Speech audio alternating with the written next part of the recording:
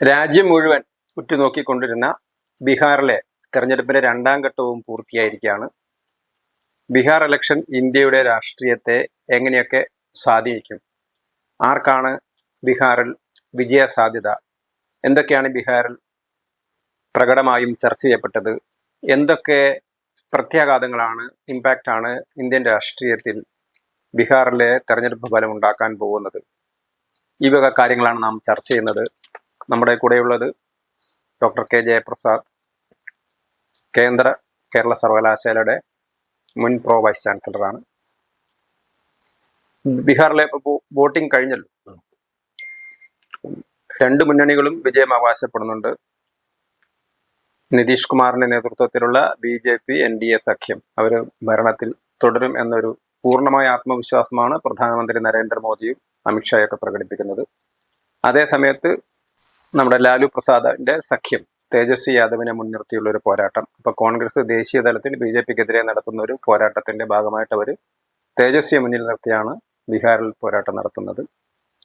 ഇത്തവണ അധികാരം തിരിച്ചു പിടിക്കും, തൊഴിലില്ലായ്മയൊക്കെയാണ് പ്രധാനപ്പെട്ട വിഷയങ്ങളെന്ന് അവർ പറയുന്നു.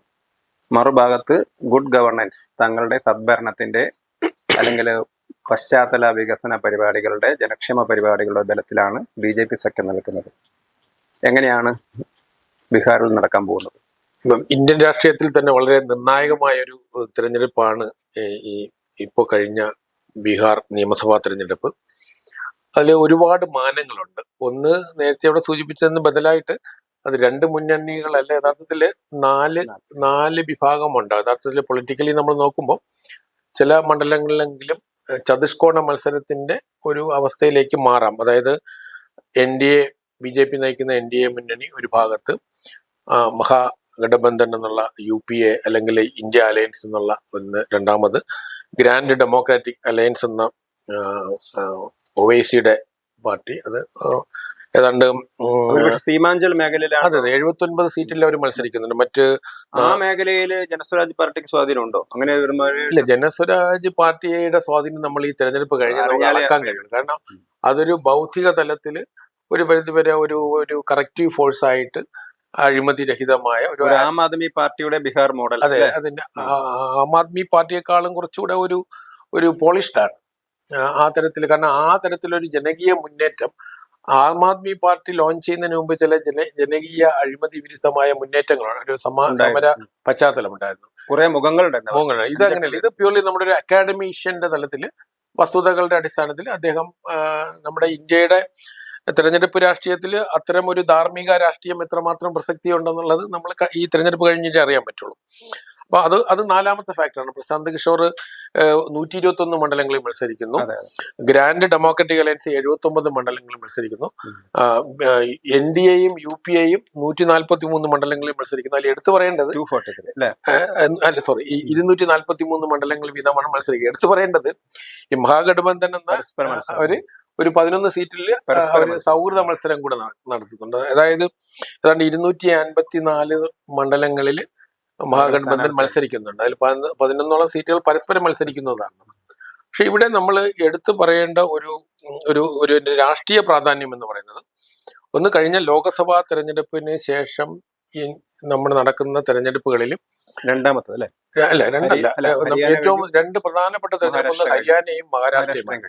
അപ്പൊ അന്ന് നമുക്കറിയാം, നമ്മുടെ ചർച്ചകളിലും അതുപോലെ തന്നെ ഒരുപാട് ഒപ്പീനിയൻ പോളിലും ഒക്കെ പ്രവചിച്ചതിന് വിപരീതമായിട്ട് ഒരു BJP അനുകൂലമായ, NDA അനുകൂലമായ ജനവിധിയാണ് മഹാരാഷ്ട്രയിലും അതുപോലെ ഹരിയാനയിലും പറയാം. പക്ഷെ മഹാരാഷ്ട്രയിൽ അങ്ങനെ BJP വിരുദ്ധമായ അല്ല, BJP വിരുദ്ധമായില്ല. കാരണം ലോക്സഭാ തെരഞ്ഞെടുപ്പിന്റെ ബാക്ക്ഗ്രൗണ്ടിൽ നിന്ന് നമ്മൾ നോക്കുമ്പോൾ മഹാരാഷ്ട്രയിൽ BJP മുന്നണി കുറച്ച് ദുർബലമായിരുന്നു. ഉത്തർപ്രദേശ് പോലെ NDAക്ക് സീറ്റുകൾ കൂടുതൽ നഷ്ടമായ ഒരു സ്റ്റേറ്റ് ആയിരുന്നു മഹാരാഷ്ട്ര.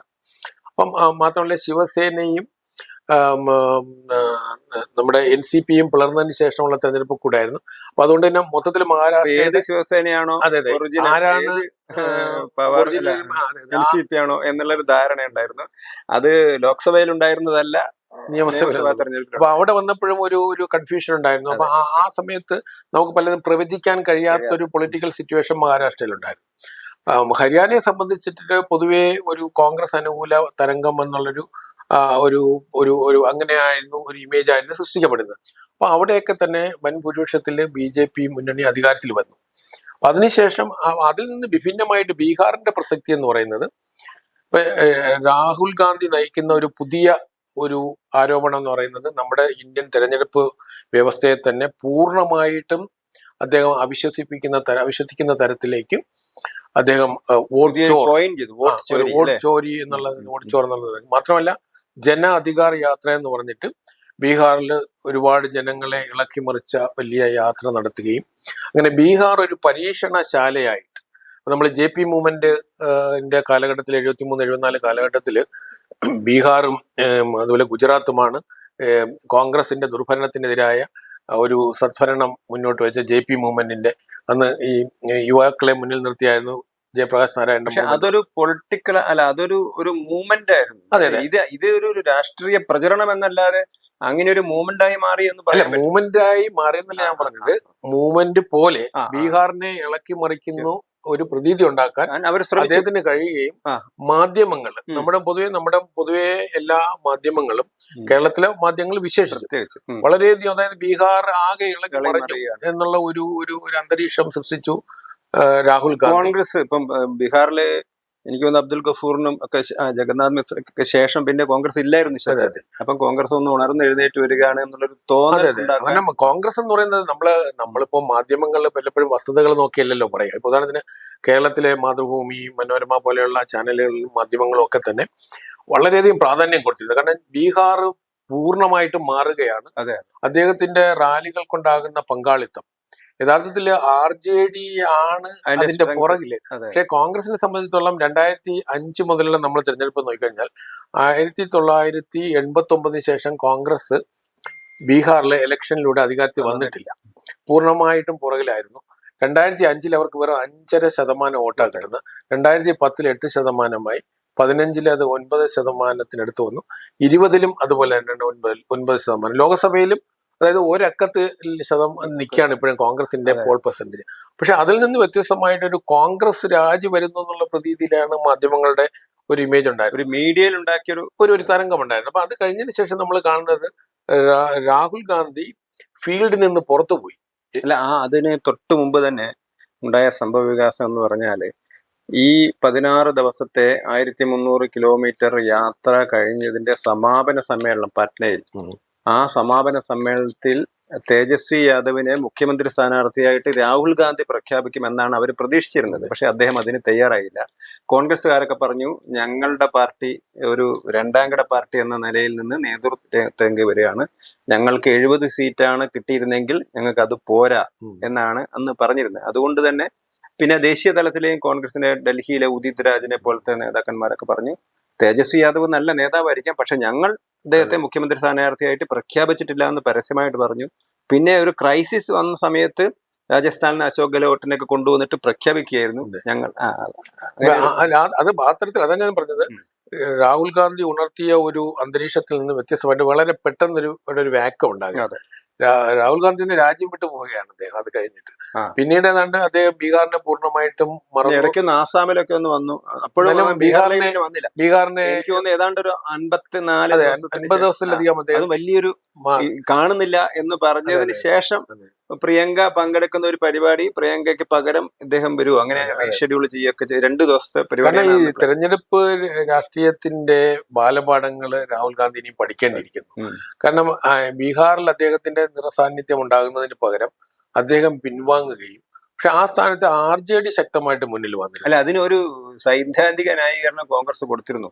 രാഹുൽ ഗാന്ധി സ്ട്രീറ്റ് പൊളിറ്റിക്സ് അല്ല, സ്ട്രാറ്റജിക് പൊളിറ്റിക്സ് ആണ്, ഇഷ്യൂ ബേസ്ഡ് പൊളിറ്റിക്സ് ആണെന്നൊക്കെ പറഞ്ഞിട്ടാണ്, അങ്ങനെ എല്ലായിടത്തിലും പോകേണ്ട കാര്യമില്ല, ഇഷ്യൂസ് ഏറ്റെടുക്കുകയാണ് എന്നൊക്കെ ഉള്ളൊരു സൈദ്ധാന്തിക വിശദീകരണം ഡൽഹിയിലെ AICC വക്താക്കൾ ആരോ അതിന് നൽകിയിരുന്നു. എന്തുകൊണ്ടാണ് രാഹുൽ ഗാന്ധിയെ കാണാത്തത് എന്നുള്ള ചോദ്യത്തിന് ഇതിന് സമാന്തരമായിട്ട് നമ്മൾ ഇതിന്റെ ഒരു നിയമപരമായ വിഷയം നോക്കുമ്പോൾ SIR-നെതിരെ, അപ്പൊ ഈ ഇന്റൻസീവ് റിവിഷൻ വോട്ടേഴ്സ് ലിസ്റ്റ് നടത്തുന്നതിനെതിരായിട്ട് സുപ്രീം കോടതിയിലും വലിയ പ്രചരണം നടക്കുകയും അതൊരു ലീഗൽ ബാറ്റിൽ നടക്കണം. അതിന്റെ ഫൈനൽ വേർഡിക്റ്റ് വന്നില്ലെങ്കിൽ പോലും അത് ലീഗൽ ബാറ്റിൽ നടക്കുന്നു.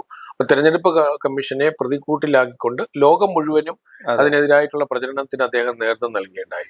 അപ്പൊ ഇന്ത്യൻ ജനാധിപത്യ വ്യവസ്ഥയെ സംശയത്തിന്റെ നിഴലിലാക്കുന്നതിന് അന്തർദേശീയ തലത്തിൽ തന്നെ രാഹുൽ ഗാന്ധി ആ കാര്യത്തിൽ വിജയിച്ചിട്ടുണ്ടെന്ന് യാതൊരു സംശയമില്ല. പക്ഷെ നമ്മൾ കാണുന്നത് യഥാർത്ഥത്തിൽ എന്താണ് വസ്തുത? 67 ലക്ഷത്തോളം വോട്ടർമാര് നീക്കം ചെയ്തു. പക്ഷെ 35-37 ലക്ഷത്തോളം പേര് പുതുതായിട്ട് പുതുതായി അതിനകത്ത് പുതിയ വോട്ടർമാർ തന്നെ പലപ്പോഴും പല മണ്ഡലങ്ങളിലും മാറി ഈ ഇത് ഓവർലാപ്പിംഗ് ഉണ്ടായിരുന്നത് ഉൾപ്പെടെയുള്ള ഒരു പുനഃക്രമീകരണം നടന്നു. അപ്പൊ അതുപോലെ അങ്ങനെ നമ്മൾ നോക്കുമ്പോൾ ഈ തെരഞ്ഞെടുപ്പ് വരുമ്പോഴത്തേക്കും ഒരുപാട് ആരോപണങ്ങളുടെ പശ്ചാത്തലത്തിൽ ഒന്ന് കേന്ദ്ര ഗവൺമെന്റിനെയും ഇലക്ഷൻ കമ്മീഷനെയും പ്രതിക്കൂട്ടിലാക്കി നിർത്തുന്ന ഒരു അവസ്ഥ. രണ്ടാമത് നിതീഷ് കുമാറിന്റെ തന്നെ ചാഞ്ചാട്ടം. കഴിഞ്ഞ 2020 മാൻഡേറ്റിനെ അദ്ദേഹം 2022 തിരസ്കരിച്ചുകൊണ്ട് മറുകണ്ഠം ചാടുകയും പിന്നെ തിരിച്ച് 2024 ലോക്സഭാ തെരഞ്ഞെടുപ്പിന് 4 മാസത്തിന് മുമ്പ് തിരിച്ചു വരികയും ചെയ്തു. അപ്പൊ അദ്ദേഹത്തിന്റെ മാസം എന്ന് പറഞ്ഞാല് ജനുവരി മാസത്തിലെ നേതൃത്വത്തില് ദേശീയ തലത്തിൽ ഇന്ത്യ മുന്നണി അതിനു മുമ്പുള്ള, അതായത് കർണാടകത്തിലെ ഇലക്ഷൻ വിജയത്തിന് ശേഷം അവർ ഒരുപാട് കോൺക്ലേവുകളൊക്കെ നടത്തിയിരുന്നു. അതില് മമതാ ബാനർജി നിതീഷ് കുമാർക്ക് മുമ്പിൽ നിന്നിരുന്നു. ഒരു ഘട്ടത്തിൽ നിതീഷ് കുമാർ ആയിരിക്കും പ്രധാനമന്ത്രി സ്ഥാനാർത്ഥി എന്ന് വരെ വന്നിരുന്ന ഒരു പൊസിഷനിൽ നിന്നാണ് അദ്ദേഹം പുറകോട്ട് വരുന്നത്.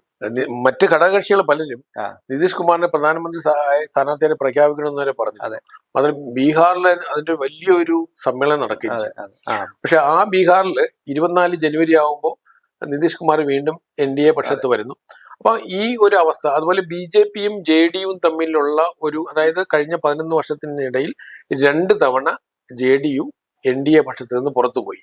2015 മുതൽ 17 വരെ, 2022 മുതൽ 24 തുടങ്ങുന്നത് വരെ. അല്ല, നമ്മൾ ഈ റെലവൻസിനെ കുറിച്ച് പറയുമ്പോഴാണ് എനിക്ക് പെട്ടെന്ന് തോന്നിയത്. അതായത് ദേശീയ തലത്തിൽ എന്ത് ഇമ്പാക്ട് ഉണ്ടാക്കുന്നു നമ്മൾ പറഞ്ഞല്ലോ.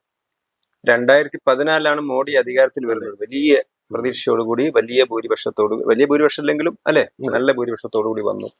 പക്ഷെ 2014 ശേഷം നടന്ന ബീഹാറിലെ ഇലക്ഷനിൽ BJP സഖ്യം പരാജയപ്പെടുകയാണ് ചെയ്തത്. അന്ന് പക്ഷേ നിതീഷ് കുമാർ, എനിക്ക് തോന്നുന്നു അല്ലെ, നിതീഷ് കുമാർ ഇപ്പുറത്തായിരുന്നു. BJP സഖ്യം എന്ന് പറഞ്ഞാൽ BJP സഖ്യത്തിലെ ഒന്നാം കക്ഷി എന്ന് പറയുന്നത് എല്ലാ കാലത്തും JDU ആയിരുന്നു. ഇതുവരെ BJPക്ക് മുന്നിൽ വരാൻ കഴിഞ്ഞിട്ടില്ല. നമ്മൾ സഖ്യത്തിന്റെ തിയറി, നമ്മൾ കണക്കുകൾ നോക്കുമ്പോഴേ എല്ലാ കാലഘട്ടത്തിലും നമ്പർ ഓഫ് സീറ്റ്സ് മേൽക്കോയ്മ JDU. ഇപ്പൊ 2015 JDU അപ്പുറത്ത് പോവുകയാണ് ചെയ്തത്. അപ്പൊ അതുകൊണ്ട് BJPയുടെ പരാജയം എന്ന് പറയാൻ കഴിയില്ല. കാരണം BJPയുടെ മുന്നണിയുടെ വിഭജനമുണ്ട്. അപ്പൊ മുഖ്യ കക്ഷി നേതൃത്വം നൽകുന്ന കക്ഷിയാണ്. ഘടകകക്ഷി എന്ന് പറയുമ്പോൾ NDAയിലെ നേതൃത്വം നൽകുന്ന കക്ഷി മുഖ്യമന്ത്രി ആയിരുന്ന ആളുമാണ് അപ്പുറത്ത് പോയെന്നുള്ളത്. അപ്പൊ അതുകൊണ്ട് ആ പരിമിതിയിൽ നിന്ന് നോക്കണം. BJPക്ക് 2015 53 സീറ്റായിരുന്നു. പക്ഷെ 2020 BJP അത് 74 സീറ്റായിട്ട് ഉയർത്തി. അപ്പൊ ആ തരത്തില് BJPയുടെ സംഘടനാ ശക്തി നമ്മൾ നോക്കുമ്പോൾ BJPക്ക് ഓരോ തെരഞ്ഞെടുപ്പ് കഴിയുമ്പോഴും ശക്തി കൂടുകയാണ് ചെയ്യുന്നത്. അപ്പം കാരണം ബീഹാറിന്റെ ഒരു പ്രത്യേക ജാതി മത രാഷ്ട്രീയം, പിന്നോക്ക മണ്ഡൽ കമ്മീഷന്റെ ഇത് വന്നതിന് ശേഷം ഉണ്ടായ ഒരു സാഹചര്യം, നമ്മൾ ജംഗിൾ രാജ് എന്ന് പറയുന്ന 1980 മുതൽ 2005 വരെ നിലനിന്നിരുന്ന 1990 മുതൽ 2005 വരെയുള്ള 15 വർഷത്തെ ലാലുവിന്റെയും വൈഫിന്റെ, അതായത് രാബ്രി ദേവിയുടെ ഭരണത്തെയാണ് നമ്മൾ ജംഗിൾ രാജ് എന്ന് അറിയപ്പെടുന്നത്. ആ കാലഘട്ടത്തിൽ നിന്ന് ബീഹാർ ഇങ്ങനെ മോചിച്ചു വരുന്നതേ ഉള്ളൂ. അപ്പൊ ഈ തെരഞ്ഞെടുപ്പിൽ ഇപ്പോഴത്തെ പ്രസക്തി എന്ന് പറയുന്നത്, ഒന്ന്, നമ്മൾ ബീഹാറിൽ കോൺഗ്രസ് ഉയർത്തിവിട്ട തെരഞ്ഞെടുപ്പ് കമ്മീഷനും കേന്ദ്ര സർക്കാരിന്റെ വോട്ട് ചോരി പോലെയുള്ള വിഷയങ്ങളുടെയും അതിലെ ദുർഭരണം തുടങ്ങിയിട്ടുള്ള പല വിഷയങ്ങളും പൊതുസമൂഹം സ്വീകരിച്ചോ ഇല്ലയോ എന്ന് അളക്കുന്നത്. മറ്റൊന്ന്, ബീഹാറിൽ പക്ഷേ JDU പിന്നെ അത് ഏറ്റുപിടിച്ചല്ല, JDU അല്ല RJD പിന്നെ അത് ഏറ്റുപിടിച്ചിട്ടില്ല. മറ്റൊന്ന്, ഇപ്പം ബീഹാറിൽ BJP പക്ഷത്ത് തോൽക്കുകയാണെങ്കിൽ അത് കേന്ദ്ര ഗവൺമെന്റിന്റെ അസ്ഥിരതയിലേക്ക് കൊണ്ടുപോകുന്ന ഒരുപാട് വിദഗ്ധന്മാർ പറഞ്ഞിട്ടുണ്ട്. കാരണം JDUവും അതുപോലെ തെലുഗുദേശം 2 പാർട്ടികളാണ് ഇപ്പൊ BJPക്ക് ഒറ്റയ്ക്ക് ഭൂരിപക്ഷം ഇല്ലാതെ വന്നപ്പോഴത്തേക്ക് 2 പ്രമുഖ ഘടകകക്ഷികളായിട്ട് വന്നു. അപ്പോൾ അവർക്കുണ്ടാകുന്ന ദൗർബല്യം അത് ലോങ് റണ്ണിൽ കേന്ദ്ര ഗവൺമെന്റിന്റെ ഒരു പ്രോബ്ലമായി മാറും എന്ന് പ്രവചിക്കുന്നവരുണ്ട്. ഗവൺമെന്റ് തന്നെ താഴെ പോകുമെന്ന് പറഞ്ഞ് അത് രാഷ്ട്രീയമായിട്ട് പറയുന്നതാണ്. ആ തരത്തിൽ പറഞ്ഞ ചില കോൺഗ്രസ് നേതാക്കളും അങ്ങനെയുള്ള വിദഗ്ധന്മാരും ഒക്കെ ഉണ്ട്. ഔട്ട്കം എന്താ? അപ്പൊ അതുകൊണ്ടാണ് ഇതിന്റെ പ്രസക്തി, ഞാൻ രാഷ്ട്രീയത്തിന്റെ പ്രസക്തി എന്ന് പറയുന്നത്, ബീഹാർ തെരഞ്ഞെടുപ്പ് നമ്മൾ കാണുന്ന പ്രസക്തി, ഇന്ത്യൻ രാഷ്ട്രീയത്തില് ബീഹാർ തെരഞ്ഞെടുപ്പ് വിധി എന്ന് പറയുന്നത് വളരെ നിർണായകമായിരിക്കും. അതിൽ ഏറ്റവും പ്രധാനമായിട്ട് ഞാൻ കാണുന്നത് കോൺഗ്രസ് പാർട്ടിയുടെ വിധി എഴുതുന്ന ഒരു തെരഞ്ഞെടുപ്പ് കൂടെ ആയിരിക്കും. ബീഹാറിലെ കോൺഗ്രസിനെതിരെ വിധി വന്നു കഴിഞ്ഞില്ല. അല്ല, അതുപോലെയല്ല ഇത്. കോൺഗ്രസ് ഒരു റിവൈവൽ, അതായത് പുതിയ ഒരു തലത്തിൽ നിന്നുകൊണ്ട് പുതിയൊരു അവതാര പുരുഷനായിട്ട് രാഹുൽ ഗാന്ധി അവതരിപ്പിച്ചുകൊണ്ട് ഓട്ചോറും തെരഞ്ഞെടുപ്പ് ജനാധിപത്യത്തിന്റെ പുതിയ ഭരണഘടന കയ്യിൽ വെച്ചുകൊണ്ട് നടക്കുന്ന ഒരു വ്യക്തി നിരത്തിൽ അദ്ദേഹം കൊണ്ടുവരുന്ന അദ്ദേഹത്തിന്റെ ഭാവി തന്നെ നിർണ്ണയിക്കും. ഇത് അവസാനം എനിക്കൊരു പക്ഷേ അദ്ദേഹത്തിന്റെ ഭാവിയിൽ ആണിയടിക്കുന്നതായിരിക്കും ഇതിന്റെ ഒരു അവസ്ഥ. അല്ല, 2020 ഇലക്ഷനില് RJD മുന്നണിയിൽ നിന്ന് കോൺഗ്രസ് 70 സീറ്റിലാണ് മത്സരിച്ച് 19 സീറ്റ് നേടി. പക്ഷെ ഇത്തവണ ഒരു 59ഉം 2 സീറ്റ് ഏതോ 61 സീറ്റ് മാത്രമേ ഉള്ളൂ. അതായത് മത്സരിക്കുന്ന സീറ്റ് വരെ കുറഞ്ഞിരിക്കും. അപ്പൊ പ്രസക്തി കൂടി എന്ന് നമുക്ക് പറയാൻ പറ്റും അങ്ങനെയാണെങ്കിൽ. അല്ല, അവിടെയാണ് പറഞ്ഞത്. കാരണം രാഹുൽ ഗാന്ധിയുടെ ഈ നയപരമായി കാര്യങ്ങളെ നടത്തിക്കൊണ്ടുപോകാൻ കഴിവില്ലായ്മ നമ്മൾ കണ്ടത് ബീഹാറിലെ തെരഞ്ഞെടുപ്പ് പ്രക്രിയ വന്നപ്പോഴാണ്. ഒന്ന്, അദ്ദേഹത്തിന് ഈ ഘടകകക്ഷികളെ ഒന്നിച്ചു പോകാനോ അല്ലെങ്കിൽ യഥാസമയം മുഖ്യമന്ത്രി സ്ഥാനാർത്ഥിയെ പ്രഖ്യാപിക്കാനോ അദ്ദേഹം തന്നെ അവകാശപ്പെടുന്ന തരത്തിലുള്ള ജനകീയമായ ഒരു മുന്നേറ്റത്തെ മുന്നോട്ട് കൊണ്ടുപോകാനോ ഒന്നും അദ്ദേഹത്തിന് കഴിഞ്ഞില്ല. അപ്പൊ ഇവിടെ നമുക്ക് ഇതിലേക്ക് വന്നു കഴിഞ്ഞാൽ ഈ തെരഞ്ഞെടുപ്പ് നമ്മുടെ ബീഹാറിന്റെ ചരിത്രത്തിൽ ഏറ്റവും കൂടുതൽ ജനപങ്കാളിത്തമുള്ള തെരഞ്ഞെടുപ്പാണ്. ഇപ്പൊ ഞാൻ മനസ്സിലാക്കുന്നത് പോളിംഗ് ശതമാനം, അതായത് പോളിംഗ് ശതമാനം കൂടാനുള്ള ഒരു പ്രധാനപ്പെട്ട കാരണം വോട്ടിംഗ് ബേസ് കുറഞ്ഞതും കൂടിയല്ലേ? അല്ല, വോട്ടിംഗ് ശതമാനം അല്ലല്ല എന്ന് പറയാൻ കഴിയില്ല. കാരണം വെച്ചാല് നമ്മൾ സ്ത്രീ പങ്കാളിത്തം, അതാണ് ഞാൻ പറഞ്ഞത്. ആ കണക്കുകൾ നമ്മൾ നോക്കുമ്പോൾ അത് കറക്റ്റ് അല്ല. കാരണം വെച്ചാല് വലിയ ജനപങ്കാളിത്തം ഉണ്ടായിരുന്നു. അപ്പൊ ഏതാണ്ട് എനിക്ക് തോന്നുന്നു 69% എങ്കിലും പോളിംഗ് ശതമാനം, അതായത് കഴിഞ്ഞ തവണ 57%. ഇപ്പൊ ഇന്നത്തെ തെരഞ്ഞെടുപ്പിന്റെ ഫൈനൽ കണക്ക് വരുമ്പോഴത്തേക്കും എനിക്ക് തോന്നുന്നു 68-69% അടുത്തെങ്കിലും വോട്ടിംഗ് ശതമാനം ഉയരാൻ സാധ്യതയുണ്ട്. അതിൽ എടുത്തു പറയേണ്ടത് സ്ത്രീകളുടെ പങ്കാളിത്തം. അപ്പൊ നമ്മൾ വോട്ടേഴ്സ് ലിസ്റ്റ് പരിഷ്കരിച്ചത് കൊണ്ടുണ്ടായ മാറ്റമല്ല, മറിച്ച് സ്ത്രീ പങ്കാളിത്തത്തിൽ വന്ന വലിയ മാറ്റം. അപ്പൊ സ്ത്രീ പങ്കാളിത്തത്തിൽ നമ്മൾ ബീഹാറിന്റെ ചരിത്രപരമായി നോക്കിക്കഴിഞ്ഞാൽ ബീഹാറിൽ ഇന്ത്യയിൽ ഏറ്റവും കുറച്ച് ആളുകൾ പങ്കെടുക്കുന്ന തെരഞ്ഞെടുപ്പുകളാണ്. പലപ്പോഴും 40-45% താഴെയൊക്കെയാണ് ബീഹാറിൽ പലപ്പോഴും തെരഞ്ഞെടുപ്പിന് ആളുകൾ പങ്കാളിത്തം ഉണ്ടാകുക. അപ്പൊ കഴിഞ്ഞ തെരഞ്ഞെടുപ്പിലാണ് 2020 ആദ്യമായിട്ട് 57% വന്നത്.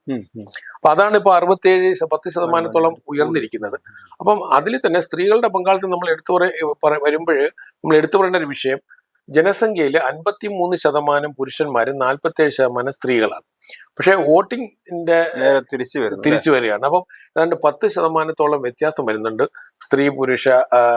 സ്ത്രീകളുടെ ഒരു വേലിയേറ്റം, ഒരു ഒഴുക്ക് എന്ന് വേണമെങ്കിൽ അവിടെയാണ് നമ്മൾ ഈ തെരഞ്ഞെടുപ്പിനെ അവലോകനം ചെയ്യേണ്ടത്. ഈ തെരഞ്ഞെടുപ്പിനെ നമ്മൾ നോക്കുമ്പോൾ അത് മധ്യപ്രദേശിലും അല്ലെങ്കിൽ സാധാരണ ഒരു പറയാറുണ്ട് പോളിംഗ് കൂടുന്നുണ്ടെങ്കിൽ അതൊരു ആന്റി ഇൻകംബൻസി ആയിരിക്കും എന്നൊക്കെ പറയാറുണ്ട്. അതൊരു അങ്ങനെ സാധാരണഗതിയിൽ അത്രയധികം ജനവിരുദ്ധമായ ഒരു സർക്കാർ വരുമ്പോൾ പോളിംഗ് ശതമാനം അതിനെ പുറത്താക്കാനല്ല പോളിംഗ് ശതമാനം ഉയരാറുണ്ട്.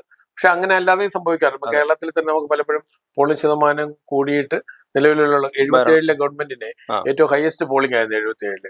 അപ്പൊ നിലവിലുള്ള ഗവൺമെന്റ് തന്നെയാണ് പുനഃസ്ഥാപിച്ചത്. അതുകൊണ്ട് പോളിംഗ് ശതമാനം ഉയരുന്നത് കൊണ്ട് ഗവൺമെന്റിനെതിരായി എല്ലാ കാലത്തും ഭരണമൊന്നുമില്ല. ഒരുപാട് ഉദാഹരണങ്ങൾ നമുക്ക് കാണിക്കാൻ കഴിയും. അതുപോലെ തന്നെയാണ് 2019 ലോക്സഭാ തെരഞ്ഞെടുപ്പിൽ പോളിംഗ് ശതമാനം കൂടുകയാണ് ചെയ്തത്. പക്ഷെ അതുകൊണ്ട് ഗവൺമെന്റിന്റെ കൂടുതൽ സപ്പോർട്ട് കൂടുകയാണ് ചെയ്തത്. അതുകൊണ്ട് ആ തിയറി നിലനിൽക്കുന്നില്ല. ഇവിടെ നമ്മൾ എടുത്തു പറയേണ്ട 2 പ്രധാനപ്പെട്ട പദ്ധതികൾ നിതീഷ് കുമാർ പ്രഖ്യാപിക്കുകയുണ്ടായി. ഒരു പരിധിവരെ നിതീഷ് കുമാർ, നമ്മുടെ ഈ രാഷ്ട്രീയ വിദഗ്ധന്മാരൊക്കെ പറഞ്ഞത് നിതീഷ് കുമാർ ആരോഗ്യപരമായിട്ടും വിഡ്രോയിലായി. പാർട്ടി അദ്ദേഹത്തിന്റെ പെർഫോമൻസ് ലോക്സഭയിലും കഴിഞ്ഞ നിയമസഭയിലും പുറകിലായി. ഇപ്പൊ നിയമസഭയിൽ രാംവിലാസ് പാസ്വാന്റെ പാർട്ടി, മകന്റെ ചിരാഗ് പാസ്വാന്റെ പാർട്ടി പ്രബലായിട്ട് എല്ലാ JDU മണ്ഡലങ്ങളിലും മത്സരിക്കുന്നുണ്ട്. BJP മണ്ഡലങ്ങളിലും മത്സരിച്ചില്ല. അപ്പൊ അത് അങ്ങനെ കഴിഞ്ഞ തെരഞ്ഞെടുപ്പിൽ JDUവിന് അങ്ങനെ ശോഭിക്കാനും കഴിഞ്ഞില്ല. അപ്പൊ ആ ഒരു പശ്ചാത്തലത്തിൽ നിന്നാണ് പലരും വിലയിരുത്തിയത്. പക്ഷെ ഇതില് ഇദ്ദേഹത്തിന്റെ വളരെ തന്ത്രപരമായ അദ്ദേഹത്തിന്റെ ഞാൻ ഉദ്ദേശിക്കുന്നത് NDA, അതിന് BJPയുടെ കേന്ദ്ര സർക്കാരിന്റെ സപ്പോർട്ട് ഉണ്ടാവണം. അത് 2 പദ്ധതികൾ, ഒന്ന് മുഖ്യമന്ത്രി മഹിളാ റോസ്ഗാർ യോജന, മറ്റൊന്ന് മുഖ്യമന്ത്രി മഹിള ഉദയാമി യോജന. അപ്പൊ ഇതില് മുഖ്യമന്ത്രി മഹിള റോസ്ഗാർ യോജന എന്ന് പറഞ്ഞാൽ ഇനിഷ്യലി എല്ലാ കുടുംബത്തിലെ സ്ത്രീകൾക്കും 10,000 രൂപ ഗവൺമെന്റ് കൈമാറി. എന്തിനാന്ന് വെച്ചാൽ അവർക്ക് ചെറുകിട കച്ചവടങ്ങൾ, കൃഷിയുമായി ബന്ധപ്പെട്ടിട്ടുള്ള കാര്യങ്ങൾ, കൈത്തൊഴിൽ, അങ്ങനെയൊക്കെയുള്ള പരമ്പരാഗതമായ അവരുടെ തൊഴിലുകളൊക്കെ ചെയ്യുന്നതിന് വേണ്ടിയിട്ടുള്ള ഒരു പദ്ധതിക്ക് വേണ്ടിയിട്ടാണ്. അത് 2 ലക്ഷം രൂപ വരെ അവർക്ക് ആ പ്രോജക്റ്റ് നടപ്പാക്കുകയാണെങ്കിൽ ഗവൺമെന്റ് സഹായിക്കും. അപ്പൊ ഇതിൽ 2 ലക്ഷം രൂപയുടെ പ്രോജക്റ്റ് ആണ്. നമ്മളിപ്പോ 10,000 രൂപ വരെ കൊടുക്കുകയല്ല, ഇതൊരു റോസ്കാർ യോജന. അപ്പൊ നിങ്ങൾക്കൊരു ഇനീഷ്യൽ ക്യാപിറ്റൽ നൽകുകയാണ്.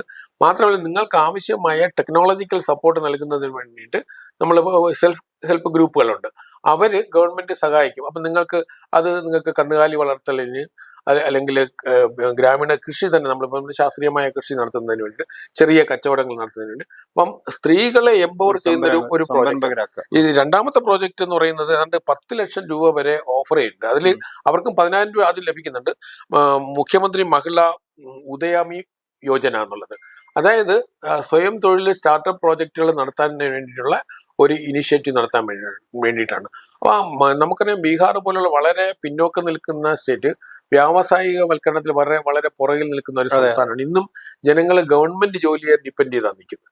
അതുകൊണ്ടാണ് നമ്മുടെ അവിടുത്തെ RJDയുടെ തേജസ്വി യാദവ് എല്ലാവർക്കും ഗവൺമെന്റ് ജോലി എന്ന് പറയുന്നത്. കാരണം നമുക്കറിയാലോ ഈ ലിബറലൈസേഷന്റെ കാലഘട്ടത്തിൽ ഗവൺമെന്റ് സെക്ടറിലൂടെ നമുക്ക് ജോലി കൊടുക്കാൻ കഴിയില്ല. അപ്പൊ അതിന് പകരം ജനങ്ങളെ പറ്റിക്കാൻ വേണ്ടിയിട്ടാണെന്ന് എല്ലാവർക്കും മനസ്സിലാവും. 10 ലക്ഷം സർക്കാർ ജീവനക്കാരൊക്കെ അവിടെ ഉണ്ട്. പക്ഷെ ഇതല്ല, ഈ പ്രോജക്റ്റ് എന്ന് പറഞ്ഞാൽ എല്ലാ സ്ത്രീകളുടെയും 75 ലക്ഷം സ്ത്രീകളുടെ കൈവശം ഈ 10,000 രൂപ വന്നു കഴിഞ്ഞു.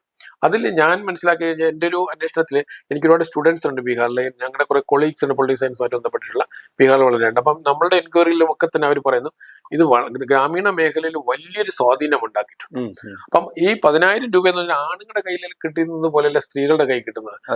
അതിൽ 90% സ്ത്രീകളും അത് പ്രൊഡക്റ്റീവായിട്ട് ഉപയോഗിക്കും. ആ പർപ്പസ് എന്നല്ല, അവരുടെ ഫിനാൻഷ്യലി എംപവർ ചെയ്യുന്നതിന് വേണ്ടിയുള്ള ചെറിയ സംരംഭം. ഇപ്പൊ നിങ്ങൾ കോഴി വളർത്തുന്ന ഒരാളാണെന്ന് വെച്ചോ, നിങ്ങൾക്കൊരു 25 കോഴി അല്ലെങ്കിൽ 100 കോഴി വളർത്തുന്നതെന്ന് വെച്ചാൽ അതിലൂടെ നമ്മൾ വീട്ടമ്മമാരുടെ ആദായം ലഭിക്കുന്നതിന് വേണ്ടിയിട്ടുള്ള സമീപനം നമ്മുടെ നാട്ടിലൊക്കെ തന്നെയാണ്. വീട്ടമ്മമാർക്ക് ഒരുപാട് സംവിധാനങ്ങളുണ്ട്. അപ്പൊ നമ്മൾ ഒരു വ്യവസായത്തിന്റെ തലത്തിൽ നിന്നല്ല അതിനെ കാണേണ്ടത്.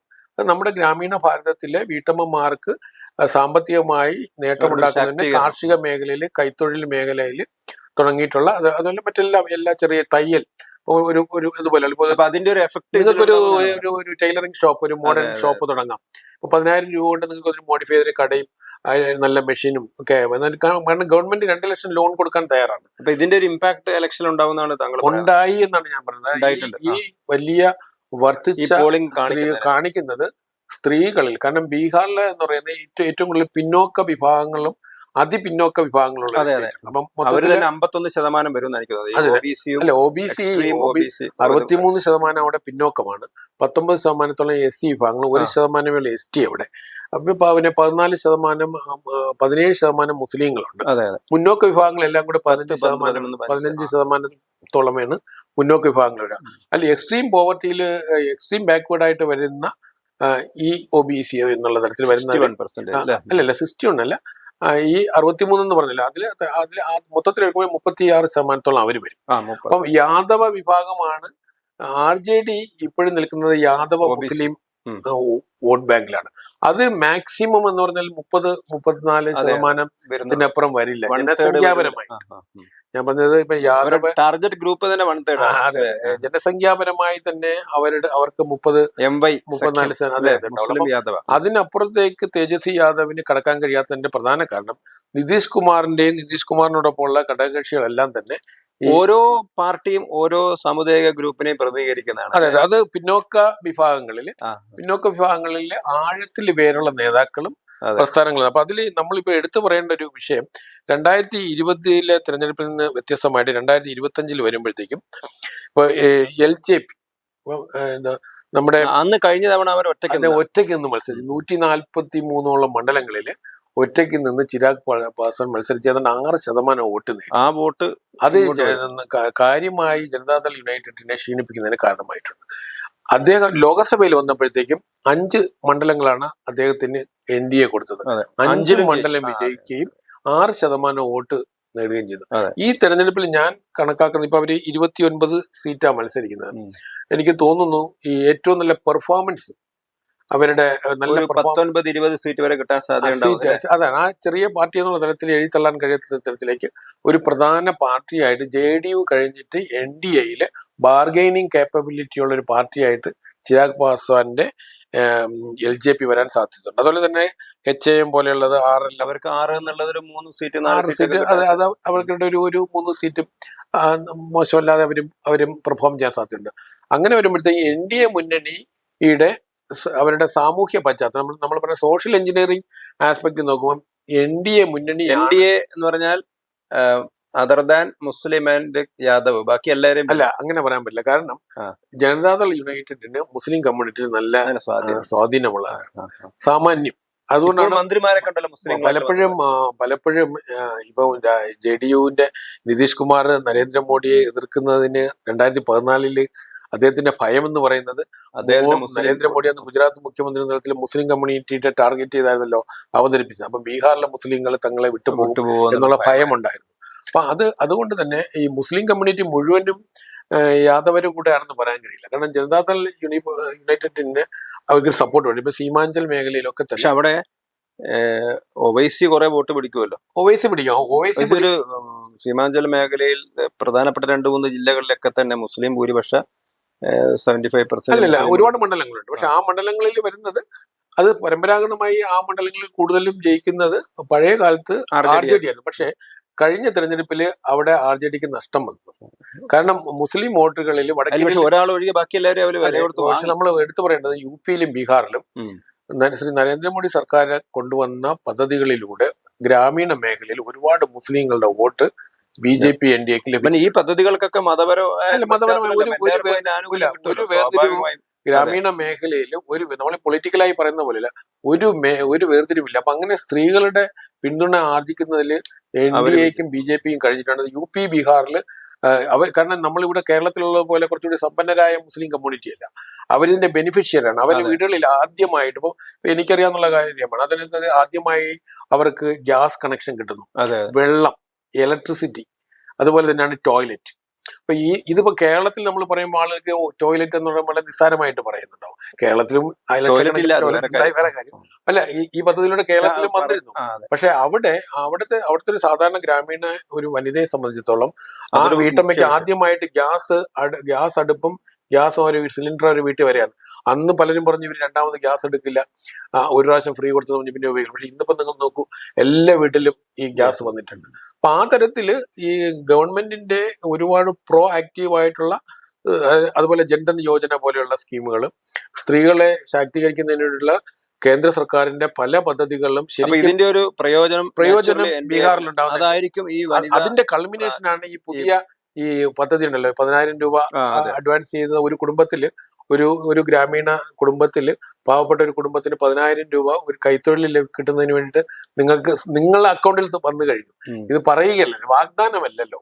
അപ്പൊ അത് പ്രായോഗത്തിൽ വന്നു. അപ്പൊ 243 ഒരു 130 ഒക്കെ അല്ലെ. ഞാൻ ഈ തെരഞ്ഞെടുപ്പിൽ എന്റെ ഒരു കണക്കുകൂട്ടൽ വെച്ചിട്ട് ഒന്ന് മുന്നണിയുടെ സാമൂഹ്യ ഘടന, അതായത് മുന്നണിയുടെ ഇപ്പൊ നമ്മള് സോഷ്യൽ എഞ്ചിനീയറിംഗിൽ NDA വളരെ മുന്നിലാണ്. കാരണം ഈ MYയിൽ തന്നെ മുസ്ലിമിന് നല്ലൊരു വിഭാഗമുണ്ട്, യാദവ് വോട്ടും കുറെ BJPക്ക് യാദവ് വോട്ടിലേക്ക് കൂടുതൽ കടന്നു കയറാൻ കഴിയും. അപ്പൊ കേരളത്തിൽ ഈഴവ കമ്മ്യൂണിറ്റിയിലേക്ക് BJP വളർന്നതുപോലെ യാദവരുടെ ഇടയിലേക്കും ഒരു കാലഘട്ടത്തിൽ BJPക്ക് വളരെ കുറവായിരുന്നു കടന്നു കയറാൻ കഴിഞ്ഞിട്ടുണ്ട്. ജനതാദൾ യുണൈറ്റഡിന് പരമ്പരാഗതമായിട്ടുള്ള OBC മുസ്ലിം വോട്ട് അവർക്ക് കുറച്ച് വോട്ടുണ്ടാവും, കുറച്ച് സ്ഥാനാർത്ഥികളും ആ തരത്തിലുണ്ടാവും, അങ്ങനെ ഉണ്ടാവും. അതുകൊണ്ട് ഈ സോഷ്യൽ എഞ്ചിനീയറിംഗിൽ NDA മുന്നിലാണ്. മഹാഗഠബന്ധൻ ആ തരത്തിൽ മുന്നിൽ വന്നിട്ടില്ല. അതായത് യാദവ മുസ്ലിമിന് അപ്പുറത്തേക്ക് അവർക്ക് മുന്നോട്ട് പോകാൻ കഴിഞ്ഞില്ല. NDA ഇത്തവണ കുറച്ചുകൂടി ശാക്തീകരിക്കുന്നത് LJP കൂടെ വരുമ്പോഴാണ്. ഇപ്പൊ LJP എന്ന് പറഞ്ഞാൽ അവിടെ 19.6 SC വിഭാഗങ്ങളാണ് അവിടെ. ബീഹാർ ജാർഖണ്ഡ് വേറെ സ്റ്റാറ്റാക്കി മാറ്റിയപ്പോഴത്തേക്കും ബീഹാറിലെ ST വിഭാഗങ്ങൾ കുറഞ്ഞു 1%, 1.5. അപ്പൊ ആ SC വിഭാഗത്തിന്റെ മുഖം ആയി നിൽക്കുന്ന പാർട്ടിയാണ് LJP, രാംവിലാസ് പാസ്വാന്റെ. അതിലൊരു പരാസിന്റെ ഒരു വിഭാഗം അപ്പുറത്ത് അതുണ്ടെങ്കിലും അതിനകത്ത് അത് NDAയോടെ നിൽക്കുന്ന വിധം ഒറ്റയ്ക്ക് നിന്ന് അതിനുള്ള ഒരു എന്താണ് ആ ഒരു നേതൃത്വം. താങ്കളുടെ ഒരു കണക്കുകൂട്ടൽ ഒരു 243 NDA സഖ്യത്തിൽ ഞാൻ കംഫർട്ടബിൾ മെജോറിറ്റി പറയുന്നത്. എന്താ കംഫർട്ടബിൾ മെജോറിറ്റി എന്ന് പറയാൻ കാരണം നമ്മൾ ഈ ഇലക്ട്രൽ പൊളിറ്റിക്സിൽ നമുക്ക് പറയാൻ പറ്റില്ല. കാരണം ഞാൻ മഹാരാഷ്ട്ര തെരഞ്ഞെടുപ്പിന്റെ കംഫർട്ടബിൾ എന്ന് പറഞ്ഞാൽ 125 to 140 അതിൽ കൂടാം. കാരണം എന്താ വെച്ചാൽ കൂടാനും ചെയ്യാം, എന്തായാലും മെജോറിറ്റി ഉറപ്പാണ്. പക്ഷെ കൂടുന്നത് ഞാൻ പറയാൻ കാരണം ഈ പോളിംഗ് പെർസെന്റേജിനെ നമുക്കിപ്പോൾ അളക്കാൻ കഴിയില്ല. ഉദാഹരണത്തിന് പ്രശാന്ത് കിഷോറിന്റെ അദ്ദേഹം പറഞ്ഞ കാര്യങ്ങളുണ്ട് സ്ത്രീകള് ഇളകി വന്ന് മുഴുവനായിട്ട് വന്ന് വോട്ട് ചെയ്തെന്ന് നമുക്ക് വിശ്വസിക്കാൻ കഴിയില്ല. കാരണം അവിടുത്തെ അടിസ്ഥാന ജനവിഭാഗങ്ങളാണ്, ഗ്രാമീണ മേഖലയിൽ ജീവിക്കുന്നവരാണ്. അപ്പൊ ആ തരത്തില് ഒരു അഴിമതിക്കെതിരായ ഒരു ജനരോഷമാണ് സ്ത്രീകളുടെ പങ്കാളിത്തം എന്ന് പറയാൻ കഴിയില്ല. അപ്പൊ ഫലത്തില് ഗവൺമെന്റിന്റെ വികസന പദ്ധതികളും എംപവർമെന്റ്, സ്ത്രീ വിമോചനത്തിനുമായിട്ട് അല്ലെങ്കിൽ സ്ത്രീകളെ എംപവർ ചെയ്യുന്ന പ്രോജക്ടിന്റെ ഗുണഭോക്താക്കളായ ആളുകൾ ഫ്രണ്ട് വന്നിട്ടുണ്ട്. ആ വോട്ട് എൻ ബ്ലോക്കായിട്ട് NDAക്ക് അനുകൂലമായി വന്നെങ്കിൽ മഹാരാഷ്ട്രയിൽ സംഭവിച്ചതുപോലെ ബീഹാറിൽ സംഭവിക്കാം. ഇനി ആ തരത്തിൽ വന്നില്ല, അത് ഡിവിഷൻ ഉണ്ടായിട്ടുണ്ട്. കാരണം BJPയുടെ വോട്ടിലേക്ക് പ്രശാന്ത് കിഷോറിന്റെ പാർട്ടി കടന്നു വന്നിട്ടുണ്ടെങ്കിൽ അങ്ങനെ വന്നാലും BJPക്ക് മുന്നണിക്ക് കംഫർട്ടബിൾ മെജോറിറ്റി കിട്ടും. അപ്പൊ അതുകൊണ്ട് ഈ തെരഞ്ഞെടുപ്പിനെ ഞാൻ കാണുന്നത്, കാരണം നമ്മൾ തെരഞ്ഞെടുപ്പ് വിധി 14-ാം തീയതി വരുമ്പോഴത്തേക്കും ഞാൻ മുൻകൂട്ടി പറയുകയാണ്, ഇത് മഹാരാഷ്ട്രയിൽ നമ്മൾ സൂക്ഷ്മമായിട്ട് പഠിച്ചിട്ട് ഞാൻ ഒരു ചാനൽ ചർച്ചയിൽ ഇത് കണക്കുകൾ നിരത്തി അവതരിപ്പിച്ചു. മഹാരാഷ്ട്രയിൽ സോഷ്യൽ ഇമ്പാക്റ്റ് ഉണ്ട്. കാരണം ഗവൺമെന്റിന്റെ വിശേഷം സ്ത്രീ സമൂഹത്തിന് വേണ്ടി, സ്ത്രീകൾക്ക് വേണ്ടി നടത്തുന്ന കരുതൽ ഇപ്പൊ ഇന്ത്യയുടെ ചരിത്രത്തിൽ അങ്ങനെ ഉണ്ടായിട്ടില്ല. ഒരു ജംഗിൾ രാജായിരുന്ന സ്ഥലത്ത് സ്ത്രീകൾ വോട്ട് ചെയ്യാൻ പോലും പോകാതിരുന്ന ഒരു സ്ഥലത്ത് ഇന്ന് സ്ത്രീകൾ പുരുഷന്മാരെക്കാൾ ഏതാണ്ട് 10% വേരിയേഷനാണ് ചില മണ്ഡലങ്ങളിൽ വന്നിരിക്കുന്നത്. അപ്പൊ അതുകൊണ്ട് തന്നെ ഒരു കംഫർട്ടബിൾ മെജോറിറ്റിയിൽ NDA സഖ്യം തിരിച്ചു വരും. ചിലപ്പോഴും അതിന്റെ തോത് ഉയരങ്ങളിലേക്കും പോകാൻ സാധ്യതയുണ്ട്. മഹാരാഷ്ട്രയിൽ സംഭവിച്ചത് എന്തായിരിക്കും അതിന് ഇമ്പാക്ട് ദേശീയ തലത്തിൽ ഇമ്പാക്ട് ഉണ്ടാകാൻ പോകുന്നത് ഇന്ത്യ സഖ്യം. അത് മഹാരാഷ്ട്ര തെരഞ്ഞെടുപ്പ് കഴിഞ്ഞതിന് ശേഷം ഉണ്ടായ ഒരു ജാള്യതയും ഒരു ക്ഷീണമുണ്ടായിരുന്നു. അത് അതിജീവിക്കുമെന്ന് പ്രവചിച്ചിരുന്ന ഒരുപാട് വിദഗ്ധന്മാരുണ്ട്. ആ സ്വപ്നം ഇല്ലാതാകുകയാണ്. മറ്റൊന്ന് രാഹുൽ ഗാന്ധിയുടെ നേതൃത്വം ജാതകം, അതായത് രാഷ്ട്രീയ ജാതകം ഇതിനകത്ത്. കാരണം രാഹുൽ ഗാന്ധി ഭാരത് ജോഡോ യാത്രയ്ക്ക് ശേഷം അദ്ദേഹം ജനങ്ങളെ ഇടയിൽ ഇറങ്ങി പ്രവർത്തിക്കുകയും കോൺഗ്രസ് പാർട്ടി ഒരുപാട് പ്രചാരം കൊടുക്കുകയും ഒരുപാട് മാധ്യമങ്ങൾ, പക്ഷേ കേരളത്തിലെ മാധ്യമങ്ങൾക്ക് പ്രചരണം കൊടുത്തതാണ്. ഒരു പുതിയൊരു ഐക്കണായിട്ട് രാഹുൽ ഗാന്ധിയെ കൊണ്ടുവന്നു. അപ്പൊ ആ വ്യക്തിത്വം ഇന്ത്യൻ രാഷ്ട്രീയത്തിൽ തോക്കുകയാണെങ്കിൽ അത് ഒരു പരിധിവരെ രാഹുൽ ഗാന്ധി രാഷ്ട്രീയ ഭാവി ഒരു പ്രതീക്ഷയ്ക്കപ്പുറം, അത് ഒരു പ്രതിപക്ഷ സഖ്യത്തിന് രാഹുൽ ഗാന്ധിയുടെ നേതൃത്വം ഇനി ഒരു പ്രതീക്ഷ അല്ല, ആവശ്യമില്ലെന്ന് ഞാൻ പറഞ്ഞത്, പ്രതീക്ഷയല്ല. കാരണം രാഹുൽ ഗാന്ധിയെ കൊണ്ട് ഒരു BJPക്കെതിരായ ഒരു മുന്നേറ്റം നടത്താനുള്ള പ്രാപ്തി, നമ്മൾ ഈ ഒരു ഗോതയിൽ ഇറങ്ങുമ്പോൾ നമുക്കൊരു ബലം വേണമല്ലോ. അപ്പൊ രാഹുൽ ഗാന്ധിക്ക് ആ കരുത്തില്ല എന്ന് സർട്ടിഫൈ ചെയ്യുന്ന ഒരു തെരഞ്ഞെടുപ്പ് അതായിരിക്കും അതിന്റെ രാഷ്ട്രീയ പ്രസക്തി ദേശീയ തലത്തിൽ. ഈ ബീഹാർ രാഷ്ട്രീയത്തില് ഇപ്പം BJPയുടെ ഒരു എല്ലാ സംസ്ഥാനത്തോട് നോക്കിയാലും മഹാരാഷ്ട്രയിൽ BJP ആദ്യം ശിവസേന ഒരു വിഭാഗത്തെ അട്ടിമറിച്ച് അവരെ ഏകനാഥ് ഷിൻഡെയെ കൊണ്ടുവന്ന് മുഖ്യമന്ത്രിയാക്കി. നേരത്തെ ദേവേന്ദ്ര ഫട്നാവിസ് ആയിരുന്നു മുഖ്യമന്ത്രി. ഇപ്പൊ എല്ലാവരും ഏകനാഥ് ഗഡ്സെ വരെ കരുതിയിരുന്നത് അദ്ദേഹം ഉപമുഖ്യമന്ത്രിയാക്കുന്നതാണ് എന്നാണ് പലരും പറയുന്നത്. പക്ഷെ അദ്ദേഹത്തെ മുഖ്യമന്ത്രിയാക്കി. പക്ഷെ ഇപ്പൊ രണ്ടാമത് ഇലക്ഷൻ നടന്ന സമയത്ത് വീണ്ടും അത് തിരിച്ചു വന്നു. അതേപോലെ ചെയ്യാനുള്ള സാധ്യത വളരെ കുറവാണ്. കാരണം കേന്ദ്ര ഗവൺമെന്റ് ബീഹാർ JDUവിന്റെ പിന്തുണയിലാണ് മത്സരിക്കുന്നത്. എന്നാൽ പോലും സമീപകാല ഭാവിയിൽ ഒരു മുഖ്യമന്ത്രി പദവി തന്നെ BJP ബീഹാറിൽ ഏറ്റെടുക്കാൻ അതുണ്ടാവും. കാരണം ഭാവി നിതീഷ് കുമാർ തന്നെയായിരിക്കും മുഖ്യമന്ത്രി. ഈ തെരഞ്ഞെടുപ്പിൽ ഞാൻ 100% പ്രതീക്ഷിക്കുന്നത് നിതീഷ് കുമാർ തന്നെയായിരിക്കും മുഖ്യമന്ത്രിയാകുക. യാതൊരു സംശയവും എനിക്കില്ല. കാരണം ബീഹാറിന്റെ രാഷ്ട്രീയ യാഥാർത്ഥ്യത്തിൽ നിന്നുണ്ട്. പക്ഷെ ലോങ് റണ്ണിൽ BJPയിലേക്ക് വരും. കാരണം ജനതാദൾ യുണൈറ്റഡ് ഒരുപാട് ക്ഷീണിച്ചിട്ടുണ്ട്. അപ്പൊ കേന്ദ്രത്തിലെ സർക്കാരിന് അനുകൂലമായ ഒരു വിധിയായിരിക്കും ഉണ്ടാവുക എന്നുള്ളത്. അതെ, കാരണം ഞാൻ പറയാൻ കാരണം 2024 ലോക്സഭാ തെരഞ്ഞെടുപ്പിൽ 47.23% NDA വോട്ട്. കോൺഗ്രസ് മുന്നണിയുടേത് 39.2%. ഏതാണ്ട് 8% വ്യത്യാസമുണ്ട്. ഇവിടെ നമ്മൾ എടുത്തു പറയേണ്ടത് ഈ പൊളിറ്റിക്കൽ സ്ട്രക്ചറിൽ മാറ്റം ഉണ്ടായിട്ടില്ല. പാർട്ടികൾ അങ്ങനെ തന്നെയാണ്. അപ്പൊ ഇതിൽ നിന്ന് ഒരു രാഷ്ട്രീയ പാർട്ടിയും അങ്ങോട്ടും ഇങ്ങോട്ടും മാറിയില്ല. മുന്നണി സ്ട്രക്ചർ രണ്ടും ഒന്നുണ്ട്. ഇവിടെ നമ്മൾ മറ്റേ പാർട്ടിയും ലോക്സഭാ ഇലക്ഷൻ മുമ്പ് മാറിയതല്ലേ? ഇവിടെ മാറിയിരുന്നു. അപ്പം ഇതിൽ എടുത്തു പറയേണ്ട ഒരു വിഷയം, ഈ നമ്മുടെ പാർട്ടി അങ്ങോട്ട് പോയി. നമ്മുടെ മൂന്നാം മുന്നണിയും നാലാം മുന്നണിയും എന്ന് പറയുന്നത്, അല്ലെങ്കിൽ നമ്മൾ പറയുന്ന പ്രശാന്ത് കിഷോറും അതുപോലെ നമ്മുടെ OIC പാർട്ടി, അത് ശരിക്കും അവരുടെ വോട്ട് കൂടുതലും ബാധിക്കുന്നത് എനിക്ക് തോന്നുന്നത് RJDയെയും കോൺഗ്രസിനെയും ബാധിക്കും. കുറച്ചൊരു middle class, above middle class, upper caste കമ്മ്യൂണിറ്റിയിലായിരിക്കും കൂടുതൽ സ്വാധീനമുണ്ട്. കാരണം ഈ ഇന്റലക്ച്വൽ ലെവലിൽ ചിന്തിക്കുന്നവർക്ക് അദ്ദേഹത്തിന്റെ ന്യായങ്ങളും വാദങ്ങളും ഒക്കെ ശരിയാണെന്ന് തോന്നും. പക്ഷെ അതുകൊണ്ട് അതൊരു സോഷ്യലി ബീഹാർ പോലത്തെ രാഷ്ട്രീയത്തിലുമല്ല. ഈ നമ്മുടെ 2020 NDAയുടെ സ്ട്രക്ചറും 2025 വളരെ സോളിഡ് ആയിട്ടുള്ള സോഷ്യൽ എഞ്ചിനീയറിംഗ് പ്രോസസ്സിലൂടെ ബലപ്പെടുത്തിയിട്ടുണ്ട് NDA. പക്ഷെ ആ തരത്തില് UPA അല്ലെങ്കിൽ നമ്മൾ പറഞ്ഞ മഹാഗഠബന്ധനിൽ മാത്രമല്ല, യാദവ വോട്ടിൽ കുറച്ചുകൂടെ കുറവുണ്ടാകും, മുസ്ലിം വോട്ടിൽ ഡിവിഷൻ ഉണ്ടാവും. ഒരു ഭാഗത്ത് ജനതാദൾ യുണൈറ്റഡ് കിട്ടുന്ന മിനിമം ഒരു വോട്ടുണ്ടാവും. മറ്റൊന്ന് നമ്മുടെ മൂന്നാം മുന്നണി കൊണ്ടുപോകുന്ന ഡെമോക്രാറ്റിക് അലയൻസ് അവർക്ക് 2-3 സീറ്റല്ലേ പ്രശ്നം. നമ്മളെ ഒരു 2 നേരിട്ടുള്ള മത്സരത്തില് നമ്മൾ 2 സ്ഥാനാർത്ഥികൾ മത്സരിക്കുമ്പോൾ 5000 വോട്ടിന്റെ ഡിഫറൻസ് ആയിരിക്കും ഉണ്ടാകുക. പക്ഷെ മൂന്നാമതൊരു കക്ഷി നിന്നിട്ട് ഒരു 10,000 വോട്ട് മറിച്ച് കഴിയുമ്പോഴത്തേക്കും വിജയത്തിന്റെ ഗതി മാറും. അപ്പൊ അതുകൊണ്ട് പല മണ്ഡലങ്ങളിലും, വിശേഷിച്ചും മുസ്ലിം മണ്ഡലങ്ങളിൽ നമ്മുടെ മഹാഗഠബന്ധനെ ദുർബലപ്പെടുത്തുന്നതിന് അവർക്ക് കഴിയും. ദേശീയ രാഷ്ട്രീയത്തിൽ ഒരു കേന്ദ്ര ഗവൺമെന്റിന് അനുകൂലമായ ഒരു വിധിയാണ് ബീഹാറിൽ ഉണ്ടാവുക എന്നുള്ളതാണ്. കാരണം ഞാൻ എടുത്തു പറയുന്നത്, കാരണം ബീഹാറിലെ വോട്ടിംഗ് പാറ്റേണിലുണ്ടായ ഈ സ്ത്രീകളുടെ പങ്കാളിത്തമാണ് ഞാൻ അത്തരം ഒരു കൺക്ലൂഷനെ കൊണ്ടുവരുന്നതിന്റെ തീരെ. അതായത് മൊത്തത്തിൽ വോട്ടേഴ്സ് ഒന്നിച്ചു മാറുന്നെങ്കിൽ നമുക്ക് പറയാം ഗവൺമെന്റിനെതിരായ വികാരമോ അനുകൂലമായ വികാരമോ എന്ന് പറയാം. ഇവിടെ ഗവൺമെന്റിനെതിരായ വികാരത്തിൽ പുരുഷന്മാരില്ല, സ്ത്രീകളാണ് ഫ്രണ്ടിൽ വന്നിരിക്കുന്നത്. അപ്പൊ സ്ത്രീകൾക്ക് അനുകൂലമായ എംപവർമെന്റ് പദ്ധതികളുടെ ഒരു 2014 മുതലുള്ള ഒരു തുടർച്ചയുണ്ട്. ഇതിനെ നമ്മൾ ബീഹാർ ഗവൺമെന്റ് മാറ്റി കാണണ്ട.